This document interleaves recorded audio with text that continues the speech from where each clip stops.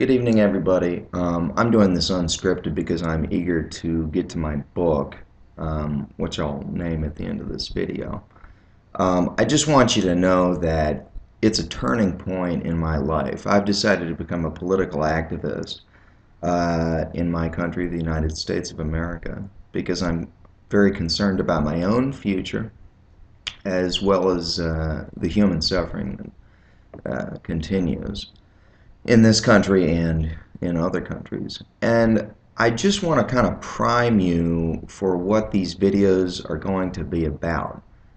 Uh, Basically, when you see the documented Nazi evidence for being the aggressor in World War II and committing the Holocaust, that's all true, but fascism does not have to be about this strict definition of violent racism, which you seem to clutch onto. You so-called liberals seem to think that by advocating gay rights and being loose on immigration or whatever, which all that's arguable, uh, you think that just by concentrating on these issues, that makes you free of being a part of a racist agenda. You think that it's not going to happen as long as we just do that. That's not true.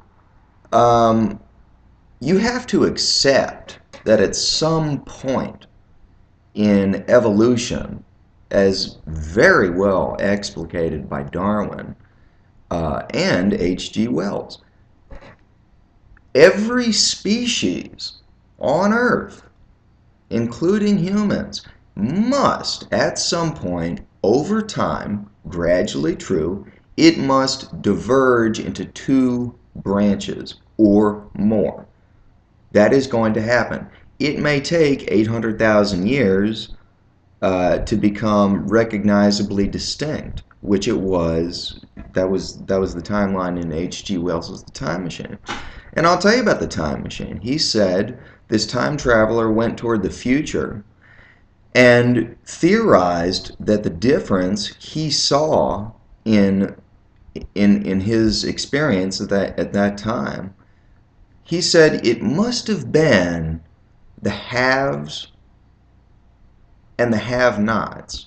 And that's how these two different races diverged.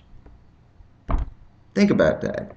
I will do another video with a further explication of what the Morlocks were like and what the Eloi were like, which is what he called those two races in that book. Now, also foreign policy, because that could just be looked at as domestic policy, although it's really a whole international thing. I mean, nations barely exist anymore.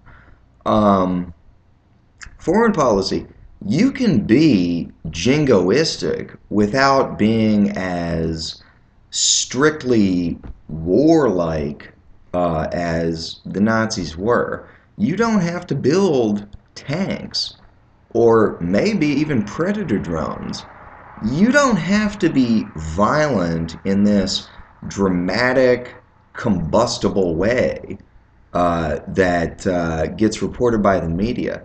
You can wipe a people off the face of the map by selling them things that will be maladaptive to their survival.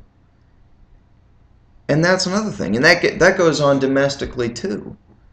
So we'll be talking about that too. Anyway, what I'm about to be reading tonight, and I'm going to give my computer a rest, is, again, The German Dictatorship by Karl Dietrich Bracher.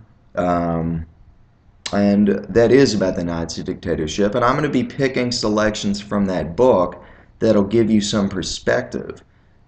If you haven't checked out my other video, it's called Dictatorship and Democracy, The Link.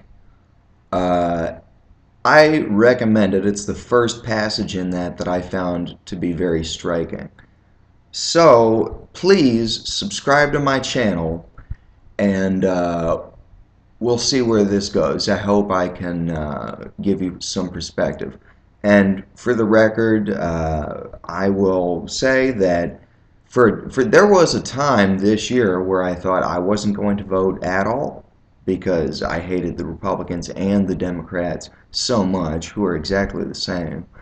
I said I wasn't. I said to myself, I'm not going to vote at all. Well, it's changed. I am going to vote Ron Paul, and if I have to write his name on the ticket instead of punching it or filling in the bubble or whatever, I will write his name on that ticket.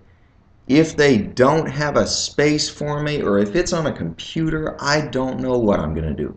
A computer, I might take in a spray paint can and spray that son of a bitch screen, that touch screen. Uh, all right, man. Take care.